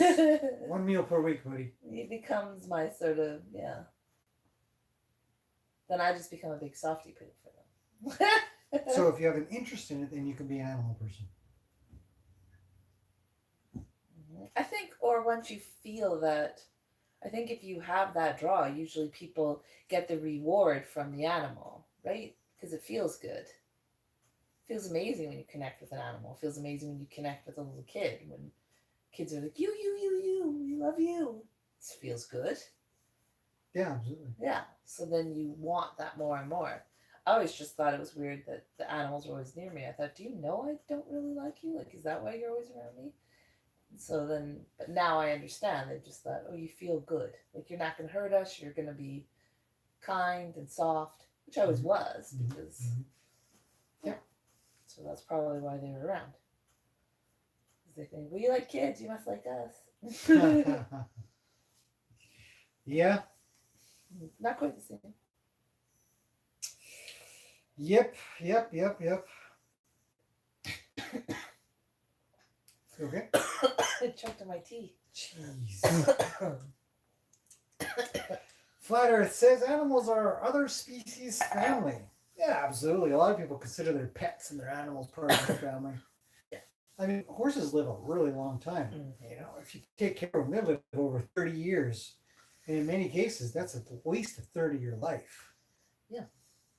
You know, that's a long time to have something in your life. If Well, you were to have it from birth, I suppose. Yeah. But if they live longer, 35 years or something like that, it's still, I mean, it could be half of somebody's life. Mm-hmm. I think parrots live something like 60 years or 70 years. Yeah. Some of them outlive their owners. There was something about Jeez. something like turtles or something. There was something Turtles where live a long time. you end up needing to have sort of a plan for it because it likely will outlive you. There was some sort of animal I was seeing about Tortoises, that if you get it, you have to assume that it will you will have it your entire life. Yeah. Which actually I find is you know, Christmas time they would sort of put out a plea to the public to not give your child a pet as a present because the understanding isn't there that even a dog, it's a long-term commitment, and so many people get them and then just sort of take them back or dump them off somewhere because you know you have to be able to accommodate for that animal is the commitment for you know a chunk of life, at least a decade, typically, if not more. Yeah. That's a big commitment. Yes, Zeus. You're a big commitment. Well, he's at 12 years now. Dead asleep. Yeah. Just out. Toasty worm. He was a pretty busy guy today. That's good. Kimberly says, what do you think of track farm systems? Kimberly, I did see your message from before. I was going to get to this, but now that you bring it up, paddock paradise. Oh, yeah. Oh, yeah. Great on paper. Yeah. Great on paper. Awesome idea. When I see pictures or video or people being proponents of the idea, I wonder how on earth they keep everything clean. It has to be graveled, the pathways. Yeah. You can't. Yeah. Or a type of grass that doesn't get weedy or anything else, and you've got to go out there, and then you've got to maybe drive the gator around, I guess, is what you would do, or it's surprisingly high maintenance system. If you let things slide, you might as well. Yeah, well, just a poop festival. Yeah, the horses poop everywhere. Yeah, they'll poop in places you don't want them to poop. Yeah, they're like, why'd you poop there? Yeah, you'll have your track system, and you'll put a bunch of lugs in and some rocks, and it'll be, oh, look at this little cool place they have to step over. It'll be the one place that they poop. Oh yeah, and you'll be like, what? And then you've got to move the logs and the rocks, and you got to get everything out of there and stuff. Not to be discouraging. I like the idea of a track system, don't get me wrong. But you better be willing to travel that track system every single day to clean it up, or you're toast, because they are on a track system, which means they're just going to grind it into the ground, and pretty soon, I mean, when we had that going here. So I can speak from experience. I had a small version of that going, and it was a nightmare when it rained. I didn't clean it, and then I got in trouble How come you don't clean the system here? This is why we've got the bad. Why do I sound like that? Why do I sound like a man now with an accent? I'm still a girl. I don't morph into a man. How come you didn't clean the track system and make sure that it's all? And anyhow, it was a pain, and you'd break rakes, and you couldn't get the wheelbarrow through. I don't know. It was a nightmare. Well, that was the old forest, which is why I kept fighting for it to be graveled. Yeah. Because we couldn't use it. You couldn't use it. It became unusable. It was unusable for any healthiness. Yeah. So Jen's right. If you're going to have a track system, it's got to be gravel. Hard ground. So a lot of these track systems that I've seen that are successful are generally more drier desert, California kind of conditions. And, or mountainous, a little bit more rocky, where it's much easier to manage. You're still going to have to find a way to clean up all that poop. And if you've got enough horses, I mean, it just turns into, it's a lot of work. Yep. Do I think it's good for horses? Absolutely. Yeah. I think horses should be moving and running around and doing things. But if you were to ask somebody else to maintain that, they probably wouldn't. Compared to a paddock system that has playtime, much easier to manage. Yeah. And then, of course, on days and times when you're not feeling well, because we're just human, we get tired, we get busy, we've got other things to do. If you've got somebody that just solely does it, great, sure.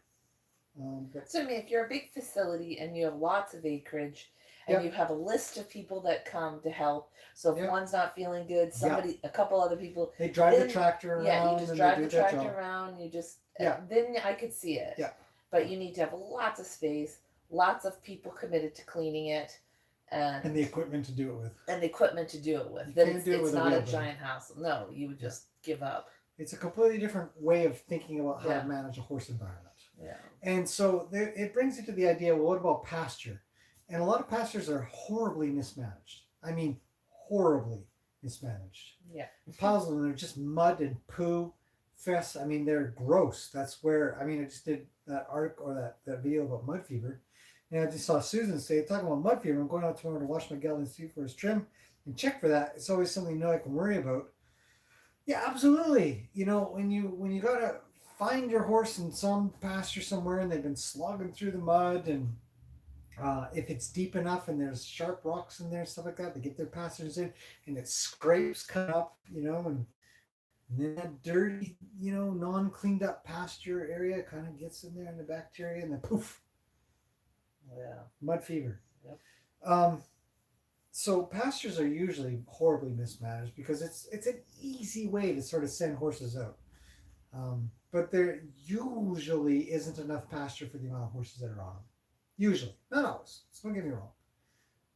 Something to be very, very aware of. So if you have a large pasture and you use a track system so you can save part of your pasture, horses are just destroyers of environments. Yeah. Anything that's dirt is inevitably going to be mud. They just weigh too much. There's too much force on such a small area. The 1,000-pound animal on what? 5 square inches or something like that. 6 square inches? Who cares? 10 square inches? 1,000 pounds? It's hard. Different way of managing it. It's worth a try. Yeah. It's a great goal. Yeah, it's a really great goal. Still working at it here. Yeah, we still have goal ideas for it. Yeah. Which is why the forest looks the way it does now, but the we forest kept is some done. trees. Yeah.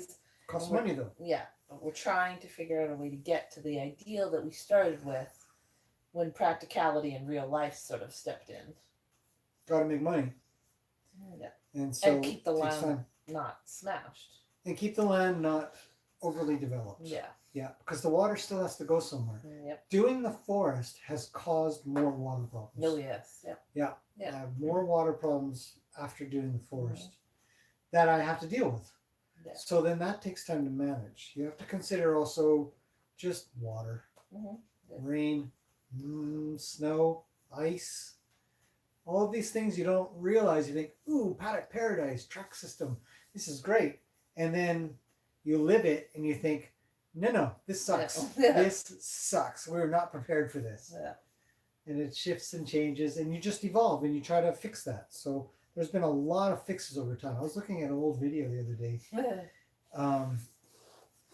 Happened across one of Zeus's old ones, and there was another with that. And this place was so underdeveloped or non-developed, and I was just amazed at how much bush there was compared to now. Yeah. We've taken a lot out.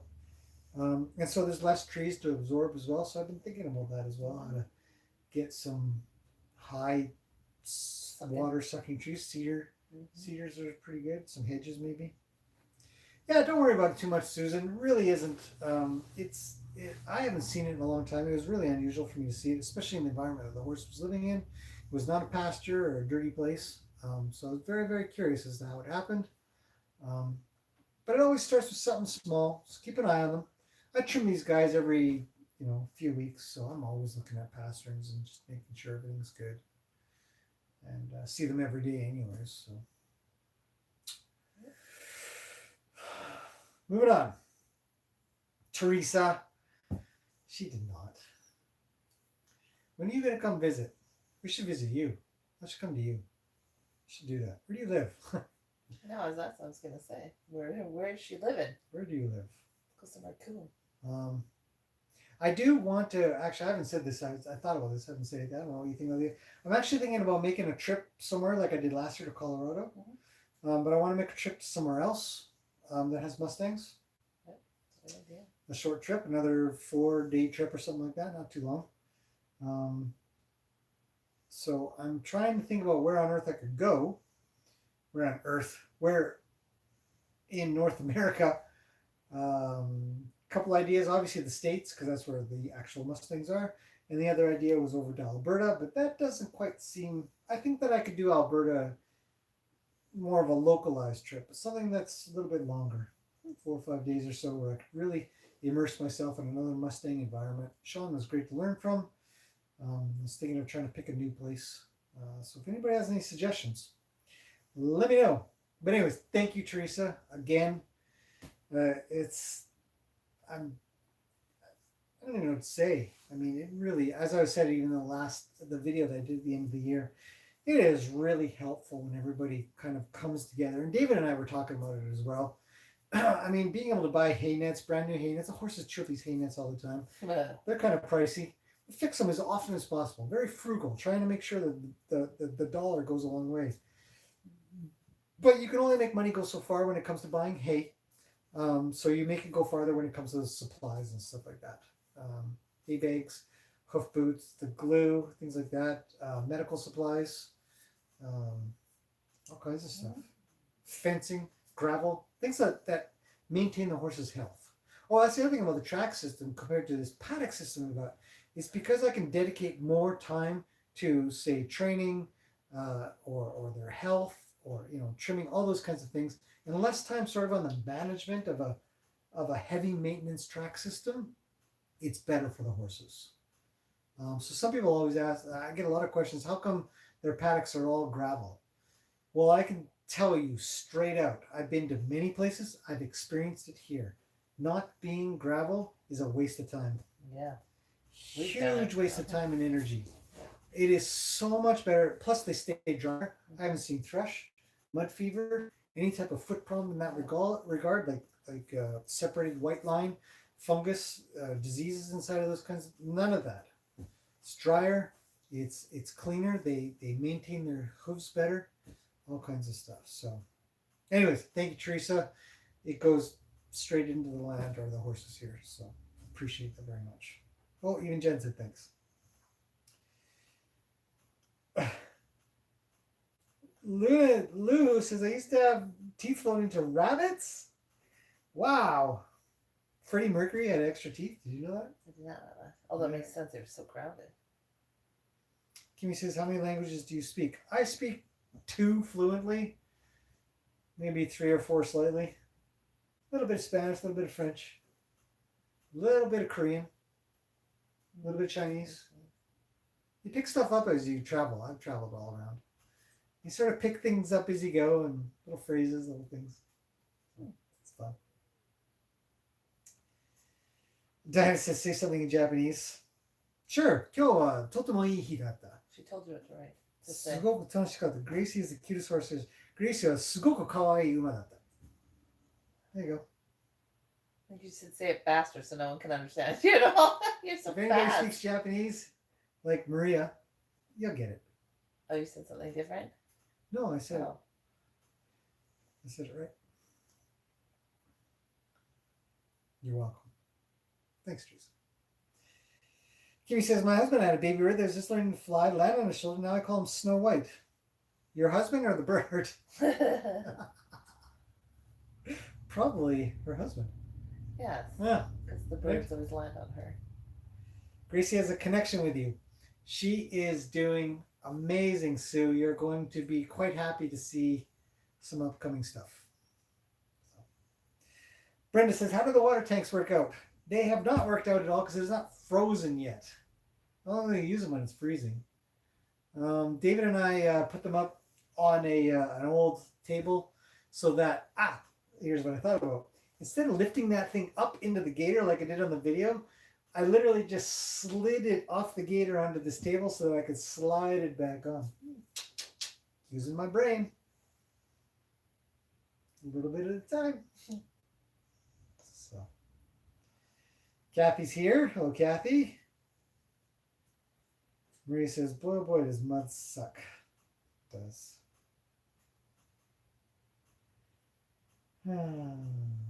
Oh, Kathy. Kathy was a little worried about you, David. She thought that maybe you were... I can't remember how it went. Anyways, I told Kathy not to worry.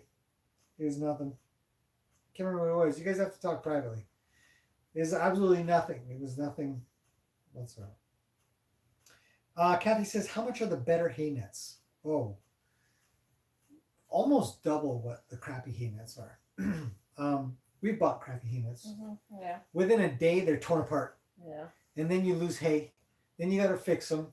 I remember calling up the manufacturer of one of these. I said, or emailed them maybe. I don't know if I called them. I said, your hay nets suck. I want my money back. Oh, well, we can't. I said, they're done in a day. My horses just broke them instantaneously. So cheap hay nets are not worth buying. The more expensive hay nets, I put it on there, but a decent hay net runs at least $60. And it goes up from there. Kimmy says, come to Florida, take Jenny and her girls to Disney World. You know how many times I've been to Disneyland? You have no idea. Have you been to Disneyland? Disney World? You haven't been to Disney World. No, I haven't been to Disney World. Been to Disneyland? Yeah. Multiple times. Multiple times? I didn't know you had been. Oh, God. Well, it's in Japan, too. So I've been there 3 times and once in California. So way too many times for me. Yeah. It's like, nah, I'm good. I went lots as a kid and then twice as an adult. Not for me. Not for me. That's what grandparents are for. That's what grandparents are for. All the grandparents like Disneyland. So. Disney World is better, says Kimmy. Yeah, everybody says that because it's huge. Disney World is definitely considered way better than Disneyland, but that's just 2,000 million more people than I ever want to spend my vacation with. Yeah. I hate lineups. I hate crowds. Yeah. None of that is appealing to me. No. Like, I cannot stand that I'm stuff. past that now. I like quiet. So yeah, Kathy, to answer your question, the hay nets, the smallest ones I think are around 50 to 60, and the ones that I buy are anywhere between 80 and 90 bucks or so because I get the bigger ones. They're easier to stuff, and they're pretty much the same thing. Yeah. But they're just way easier to use. Again, less time spent maintaining and worrying. If you really want to fill them up, you can. It'll last a lot longer, kind of thing. So that also is less maintenance.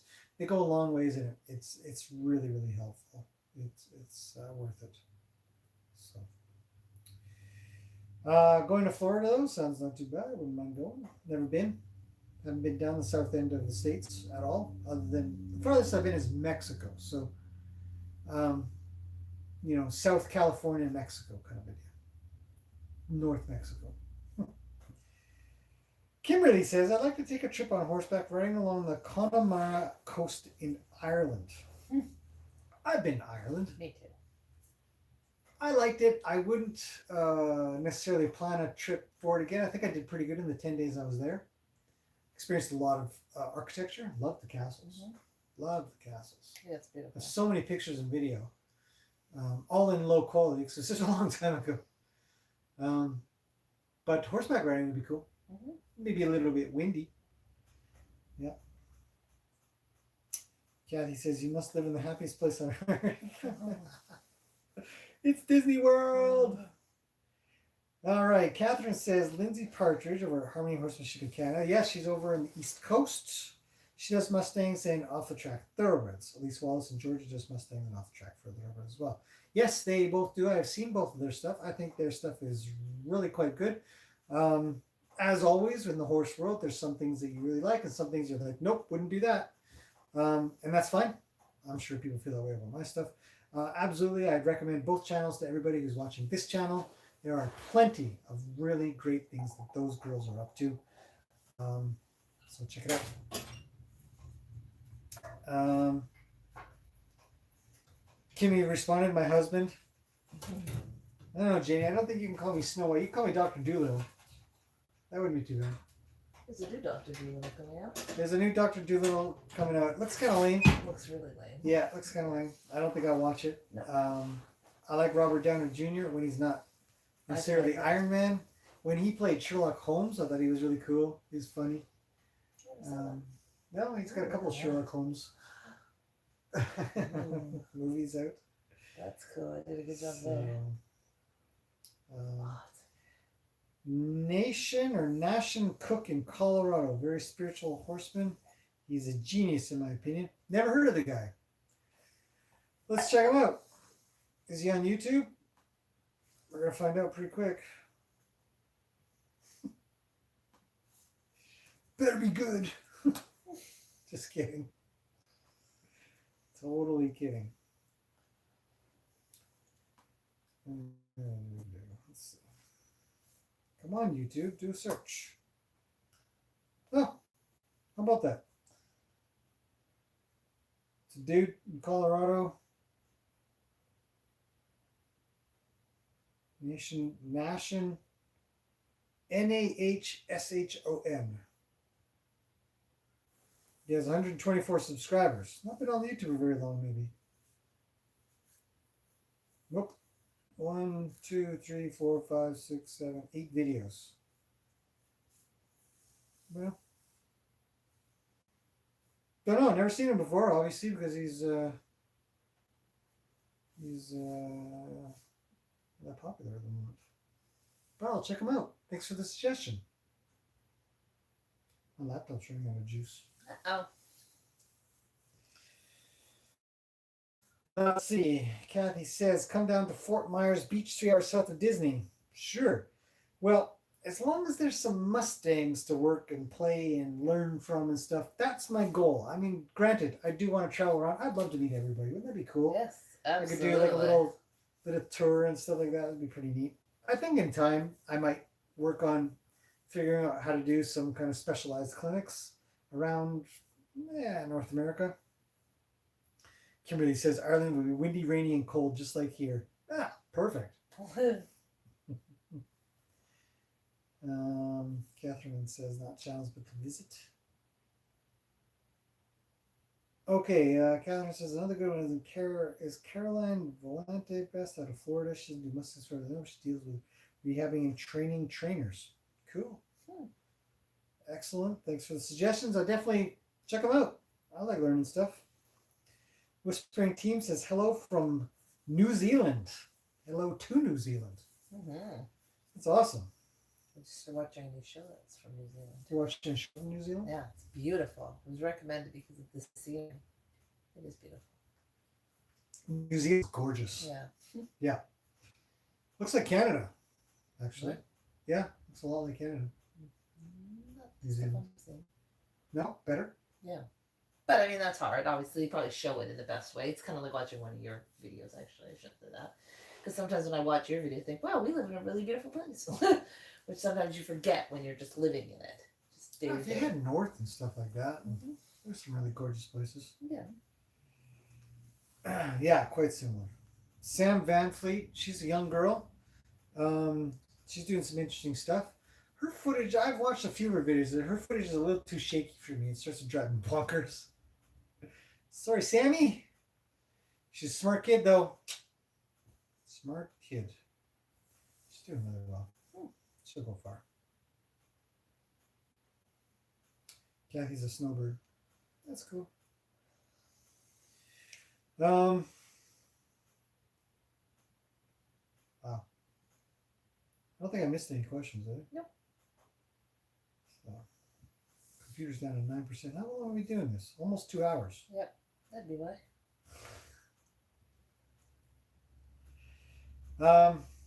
Yeah, lots to kind of. I can't wait to put up uh, tomorrow's video. You guys will like it. Rue's out with Gracie. It's good. Then we checked all the horses out. They did well. Mhm. It was a good day. Yeah. Tomorrow's supposed to be kind of rainy. We'll see what we can do. I have a plan. I can't say it, but I have a plan. We don't have to go anywhere. Don't have to pick up any horse. It's good and bad. It's kind of nice. Well, only because I like seeing them. Yeah. We got a couple of lessons tomorrow, and then other than that, it's just some training and work. I wonder how much video work we can get done. I have an idea. Anyhow, I think we're gonna end this here. I think 2 hours is plenty to do a fireside live stream. Kimberly, hopefully that's helped out a little bit with your track system idea. I definitely think it's good, but be prepared for a little bit more maintenance than what a paddock is, for sure. You've got to travel the same path your horses travel on. The other thing about paddock paradises is you're still going to need shelters. You're still going to need places where water is at. Feeding stations. Feeding stations, more feeding stations than there are horses is a very good idea.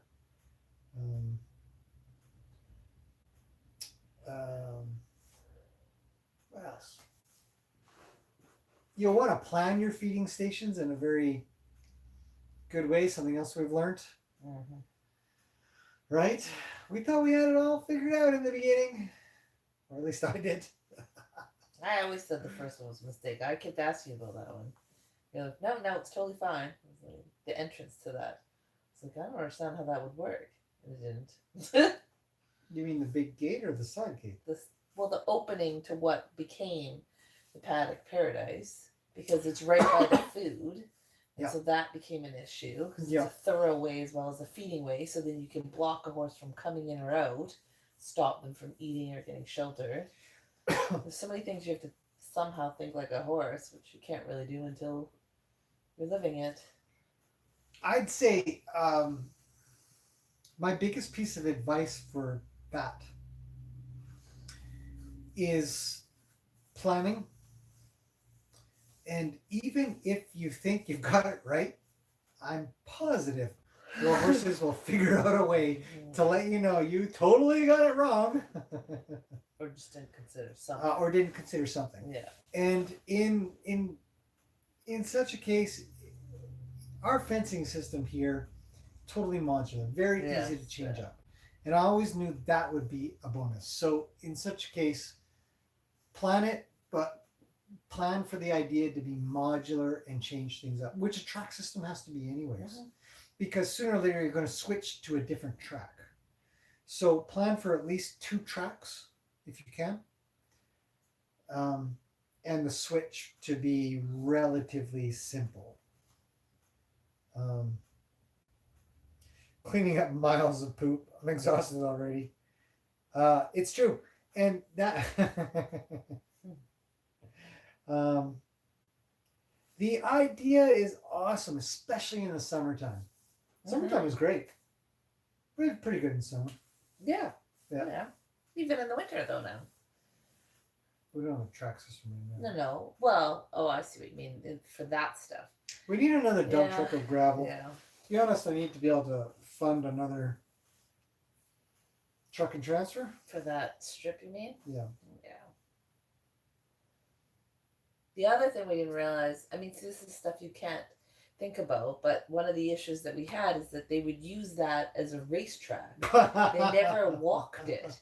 They would just charge down it and lean in her giant feet, smashing everything, and then they'd all bunch up in there, and then everybody's charging into the forest, and like that was. I've got video of that for sure, but I mean, like I said, horses are 1,000 pounds. Yeah.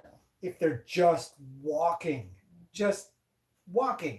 but when they're running, man, and they take off and oh, it's pothole after pothole. And then they poop in the potholes. Of course they do. It's inevitable. Yeah. They don't poop on a nice, flat, easy area to scoop out. They poop on the spots that are potholes. I don't know. So, planning. Planning is everything. Yep. But that said, though, I mean, there's some huge benefits to paddock systems. With regular care, regular escape from their bedrooms, essentially. Mm-hmm. But for the health of the horse, in many other ways, yeah. Well, sometimes the horse. Oh, sorry. No, go ahead. Well, I imagine, like we say, we try and keep our horses together as much as we can, but sometimes some of them, and possibly all of them, require time alone. Like if someone isn't high enough, that can be not an ideal situation. They would just get sort of picked on all the time if you don't have a way to be able to move them aside or to get them to their own feeding station. Or, I mean, every time we see that stuff, we think, yeah, they can figure out, when you're supervising them, but all day long and all night long, possibly having to manage that seems quite challenging as well. Because in the wild, obviously, there's lots of space. You can go as far as you want. But even in a paddock paradise, there's only so far you can go without someone just chasing and nipping at your feet or whatever they're trying to do, chasing off food constantly. I mean, every pasture we've ever seen, there's aggressive horses out there, which can make life awful for somebody. There's a very good reason Luke is not paired with anybody in a paddock anymore. Mm-hmm. It's a nightmare because he just constantly wants to play. He would regularly wreck paddocks. Yeah. Which is very time consuming and takes time away from other more necessary tasks that need to be completed. So, anyway, lots to think about. Lots to think about. Yeah, so have a think about it before you invest time and energy into it. My experience is there's pros and cons. Mm-hmm. But obviously, we moved away from it a little bit. We're trying to work it into what we have. Work it back. Yeah. Cautiously. Yeah. But now we've discovered that everyone needs their own feed station. A lot of horses, there's a lot more peace and quiet if they have their own place to just stand around and eat. And eat without pressure and stress. Without pressure and stress, Yeah, some of them just require it. So.